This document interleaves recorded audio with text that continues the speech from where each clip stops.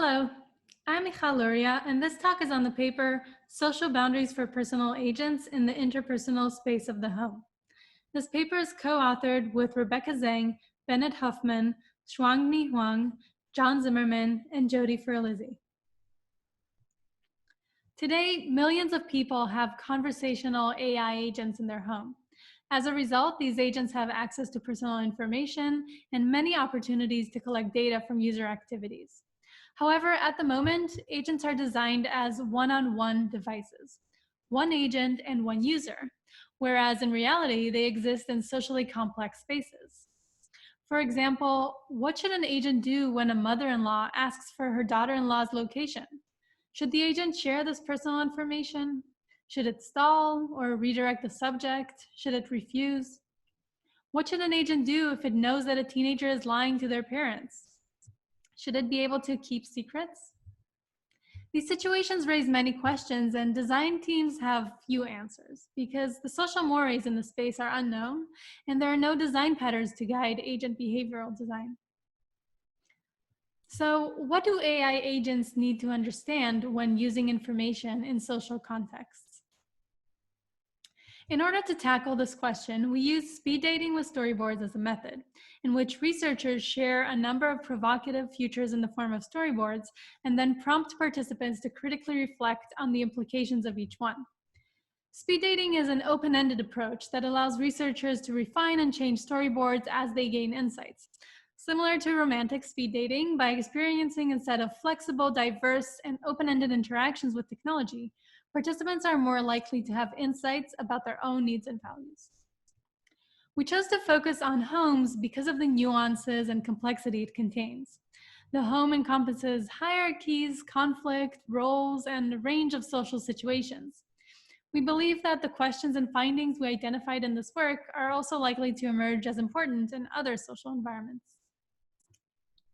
We also conducted our speed dating sessions with groups of family members in their home, aiming to create rich discussions.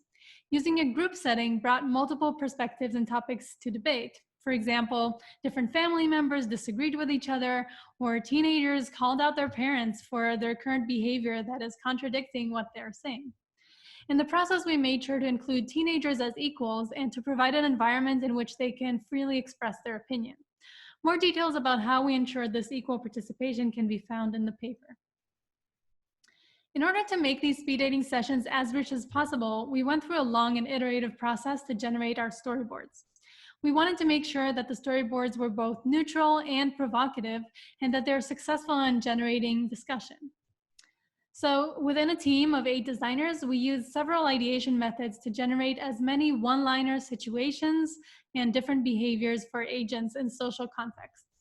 The only constraint that we had was that the situation had to involve at least 2 individuals in a single agent. For example, a user asks an agent to share the schedule of her live-in partner without his explicit permission. A user asks their agent to remind their partner that she promised to do the dishes. Or an agent detects a lie told by a teenager to their parents about what they are doing online. We then used affinity diagramming to group these few hundred ideas by affinity, and we concluded with a set of 8 behavioral categories. Some of the categories include agent proactivity or response to conflict between individuals. These were not intended to be an exhaustive list, but an initial set of ideas to test and build off of. Once we had these initial topics, we moved on to iteratively create storyboards that would best describe each one. Here are a couple of examples of the storyboards we ended up with.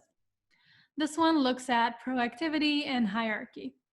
So Anne and Taylor are 2 siblings aged 16 and 17. One day, their parents leave for the night. Their friend comes over to hang out and he brings beer with him. The friend persuades Anne and Taylor to have a drink. The agent detects that they are consuming alcohol and immediately reports to the parents. Another example that looks into conflict. Anne always borrows clothes from her sister Taylor, who gets very annoyed by that. Before leaving the house, Taylor asks the family agent to keep an eye on her sister. Anne is getting ready for a party, and she's about to sneak into Taylor's room to get a dress.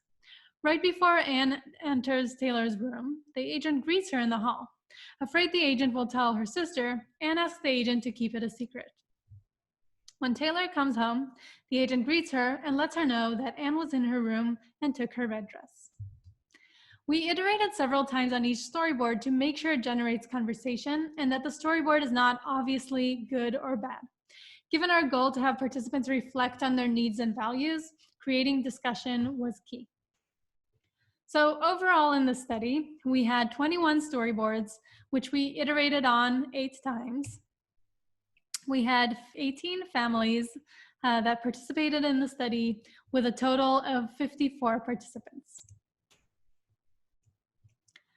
Families averaged 3 participants, with each session including at least 1 adult and 1 child over the age of 12. After collecting and transcribing the results, we analyzed them using affinity diagramming. I will discuss the main results from the study that are centered around 2 themes: boundaries and agent proactivity. The rest of the findings can be found in the paper. Boundaries for agent behavior were shaped by several aspects. A critical one was users' social roles. Family members fulfill roles in a range of contexts, and those might come into play in interaction with technology. The most significant role division was the distinction between parents and children. Another role structure with implications was a distinction between insiders, who were people who live within the home, and outsiders, those that don't. By asking about or being able to identify these roles, agents could make better decisions about how much access to information a user should or shouldn't have, depending on their role. Overall, participants agreed that parents and insiders should have more access and permissions, but again, not without boundary. Designers should consider the complexity of designing for social roles and work together with social psychology experts to generate appropriate social behaviors.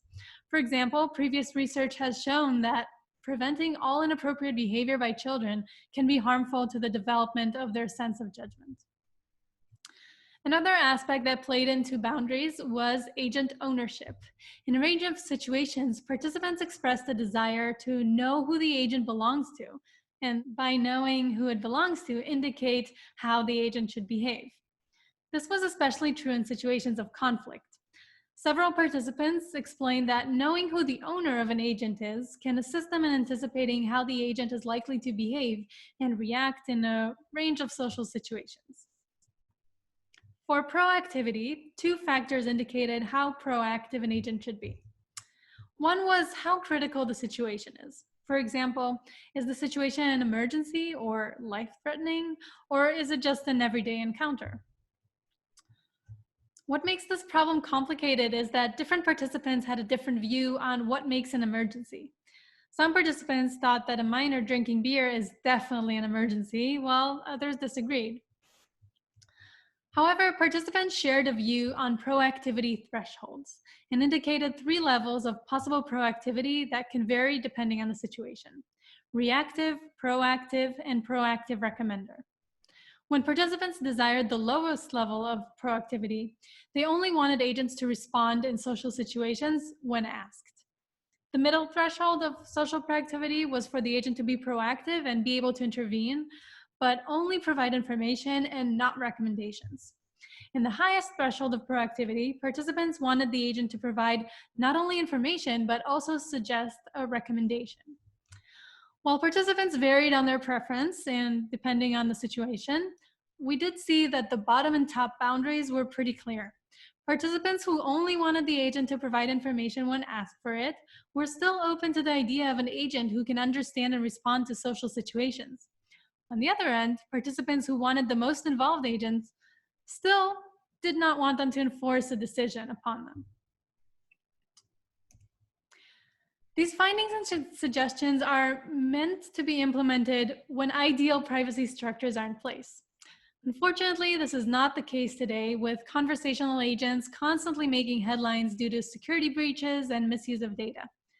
Therefore, our findings should be considered with caution.